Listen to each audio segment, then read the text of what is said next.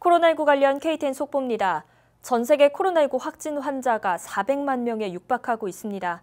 월드오미터의 오늘 오후 1시 24분 기준 전 세계 코로나19 확진 환자는 397만 5,593명, 사망자는 27만 3,893명으로 집계됐습니다.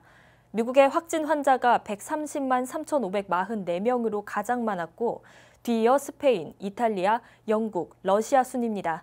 사망자 또한 전 세계에서 미국이 가장 높고 뒤이어 영국, 이탈리아, 스페인 순으로 집계됐습니다. 주 보건당국의 오늘 오후 1시 25분 발표에 따르면 주내 확진 환자는 3만 2,061명, 사망자는 1,360명, 입원 환자는 5,914명으로 집계됐습니다.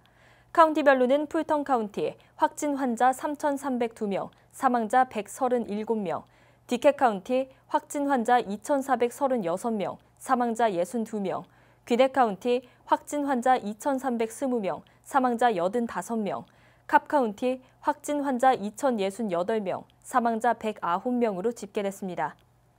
코로나19 확산 방지를 위해 매장 안에서 마스크 착용을 의무화하는 곳이 늘어나면서 손님들과 직원 사이에 다툼이 늘어나고 있습니다. 엘라베마 경찰에 따르면 어제인 7일 마스크 착용 없이 월마트 매장에 들어가려던 여성이 입구에서 매장 직원에게 저지를 당한 것으로 전해졌습니다. 이에 해당 여성은 매장 직원을 향해 욕설을 퍼부었으며 급기야 매장 경비원으로 근무하던 비번인 경찰이 다가와 제압하면서 해당 여성은 바닥에 내동댕이 쳐졌습니다. 이런 장면은 매장에 있던 손님들에 의해 촬영됐습니다. 엘라베마 경찰은 자세한 내용을 조사 중이라고 밝혔습니다. 카이샤 바톰스 애틀랜타 시장은 코로나19 희생자를 위로하는 의미로 시 정부 건물의 조기 개항을 지시했습니다. 조기 개항 기간은 구체적으로 정해지지 않았으며 코로나19 사태가 진정될 때까지 계속 시행될 것으로 전해졌습니다. 최근 코로나19와 관련한 어린이 괴질 사례가 전국적으로 수십 명의 어린이들에게서 나타나고 있습니다. 뉴욕 보건당국은 주내 64명의 어린이들을 감염시킨 희귀한 염증 증후군에 대해 경고하고 나섰습니다. 이에 메트로 애틀랜타 보건 전문가들 또한 해당 질환과 코로나19에 관련이 있는지 여부를 확인하기 위해 노력하고 있는 것으로 알려졌습니다.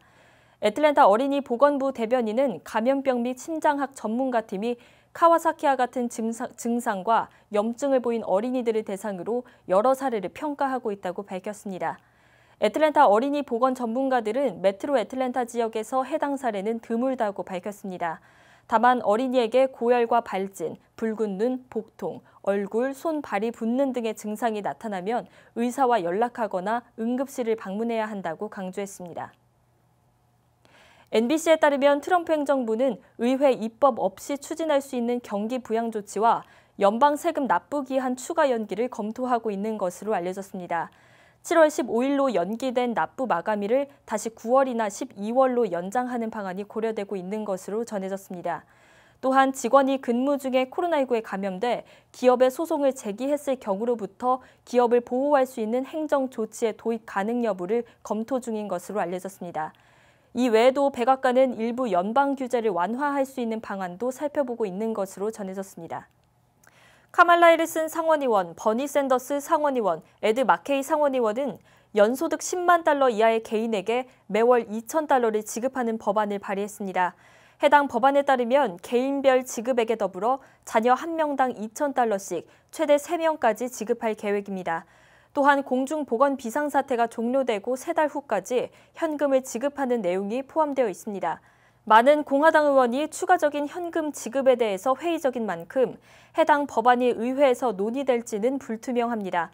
또 민주당이 준비 중인 추가 경기 부양법안에 해당 내용이 포함될지에 대해서도 알려진 바는 없습니다. 더 자세한 소식은 KTN 전용 뉴스를 통해 전해드리겠습니다. 이상으로 KTN 속보를 마칩니다.